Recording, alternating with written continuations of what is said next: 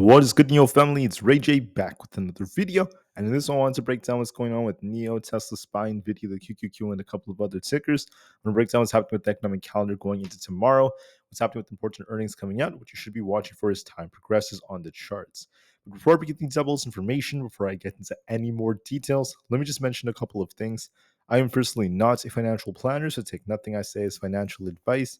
And also, if you guys can, please check out the Moomoo link, which is down below and in the description. If you sign up for Moomoo, deposit $100, you're guaranteed 7 free stocks. This offer ends in just 8 days. Anyways, for the market, let's talk about what's happening to NIO. NIO got a very, very nice looking trend right here before we got a big rejection off the 6.06 zone of resistance.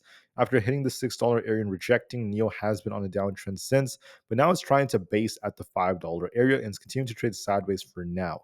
Now, things could shift as we get closer to the summertime and after we get more data that's coming out, especially for May deliveries. But for now, the share price is just in a very, very tight range. And we're going to be watching to see new developments going into tomorrow. So I'll break down more details about tomorrow, talk about the news and such before I break down the charts. As a reminder, tomorrow is going to be Tuesday, May 21st, 2024. At 9 o'clock a.m. Eastern Standard Time and 9:05 a.m., we have Barkin, Waller, and Williams giving their speeches, not to mention Bostic.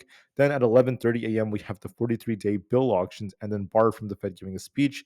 Then more speeches from Bostic, Collins, and Mester. So a bunch of Fed speakers tomorrow again, just like how we had them today. The market did push a little bit in the morning before coming back down, and overall it held up very well. So far, bulls are in control. For more data about the markets right now, the fear and greed index is currently at greed. It's in between a neutral and extreme greed, and we're kind of in the middle in greed right now. So right now, that's what's making up sentiment. Buyers are still in control. Market momentum is still favoring the greedy side. The puts and call option positioning is also favoring greed because we're starting to see a big shift to the downwards direction at this 0.71 area. So we'll see what happens with that. Market volatility is also all the way down to the 12s. That's important and worth noting because this change in volatility is leading to markets to continue to get bought up and hold up key support levels. So right now, there's no sign the VIX is getting a true bounce yet, and the bulls are in control.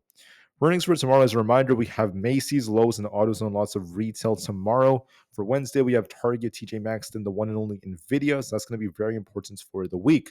But for today, we just had Zoom announce their earnings. So I want to talk about that real quick. Share price is actually down just a little bit in the after hours because they had decent earnings overall, but their guidance was a little bit short.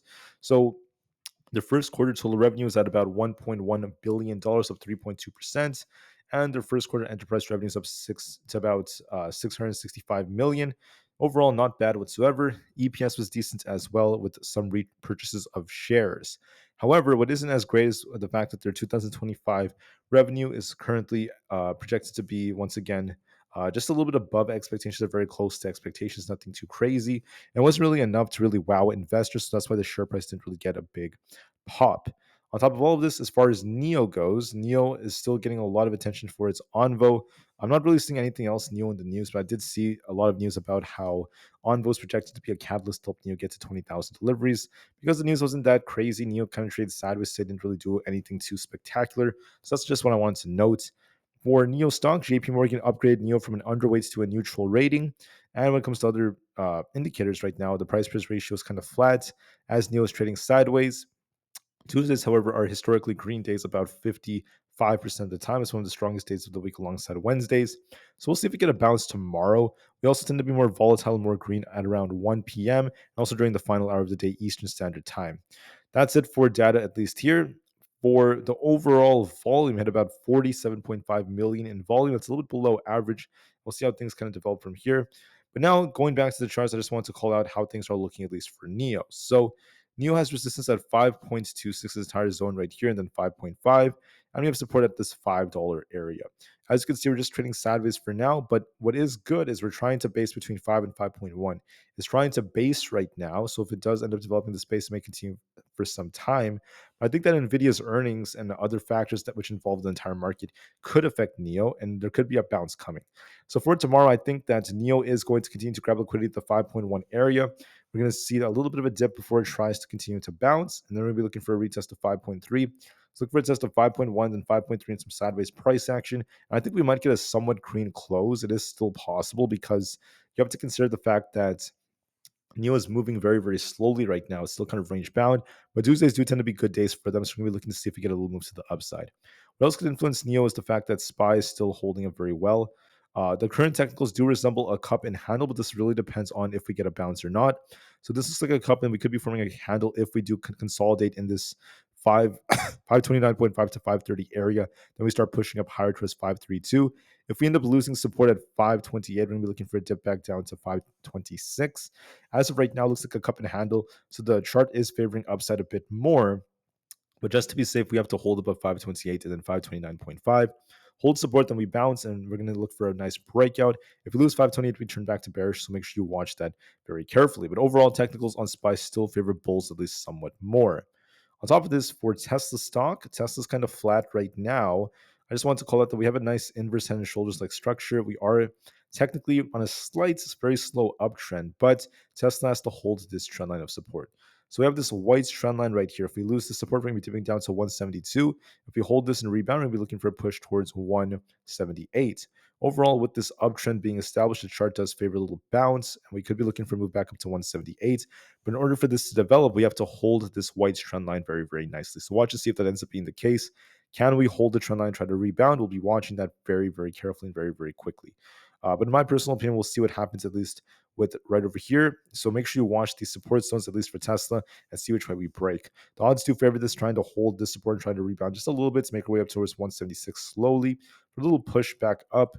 I can't promise that because it depends on the news, but for now it is holding support, so the odds do favor an attempt to go back up to the mid 170s. For the QQQ, we're also on an uptrend right now. It's still bullish looking. We didn't actually get much of a dip compared to SPY. We could retest 453.9, then try to bounce back up to 455.5 and continue to push higher. So I think, excuse me, I think it might dip a bit and try to bounce to new all-time highs. So there's potential in the chart to do so. For Aapl, we're breaking above the upper bound of this range, so we could continue higher towards 192.5. Look for a retest of 190.6 before it tries to bounce to the 192s. I see more upside potential. Then for a few more, we have Amazon currently at resistance at 185 flat, and we have support currently 183 and 182. It could dip a bit before it tries to bounce, so watch for that. So Amazon's at support right now. Look for a little dip and a bounce. As of right now, it's holding up. Unless we lose 183, we turn bearish. Meta lost support at 169, so it's looking a little bit more bearish. Could be looking for a test of 465 before it tries to bounce, so watch for that. A little bit of a dip. AMC and GME have been holding their supports. We're going to be looking for a test of 25.63 on GME. If it rejects off that, we're going to be dipping back down lower. If we break through that, we could be pushing to this imbalance fill at 30. But overall, it's not really that big of a move. It's still kind of flat overall. AMC is approaching the $5 area. Watch resistance up there. It could actually push a little bit towards 5 and see if we get a rejection or not. But overall, the trend is not really shifting. It's still on a downtrend overall. With that being said, as far as NIO goes, I think we might see an attempt to retest 5.1, then bounce off to about our 50 EMA at 5.3. Then we might see a lot of sideways price action tomorrow, and we may even get a somewhat green close. For now, things are slow, but once we get closer to June, things could improve for NIO historically, so we'll see how things go for then. Until then, thank you all so much for listening. Have a great day, guys, and I'll see you guys in the next one. Thank you, and peace out.